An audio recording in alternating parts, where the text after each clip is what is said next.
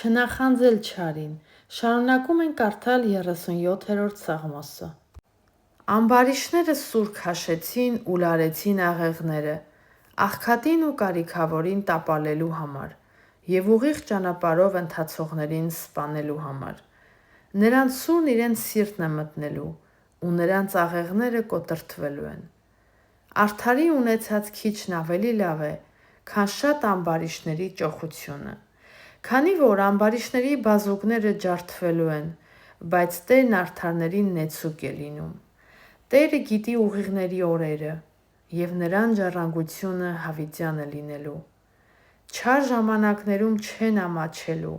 ու սովի օրերին բավարարված են լինելու։ Իսկ ամբարիշները կորչելու են, և Տիրոջ թշնամիները գառնուկի ճարպի պես են լինելու, սպառվելու են, ցնդելու են ծխի պես։ Ամբարիշտը փոխ է առնում ու չի վերադարձնում, իսկ արդարը ողորմում ու տալիս է։ Քանի որ նրա օրհնածներն են ժառանգելու երկիրը, իսկ նրա կողմից անիծվածները կորչելու են։ Բարի մարդու քայլերը սահմանվում են Տիրոջ կողմից, ու նա հավանում է նրա ճանապարհը։ Եթե անգամ ընկնի, ամբողջովին չի կործանվի, քանի որ Տերը բռնելու է նրա ձեռքը։ Մանուկ է և ծերացա, բայց չտեսա, որ արդարը լքված լինի կամ էլ նրա զավակը հաց մուրալիս։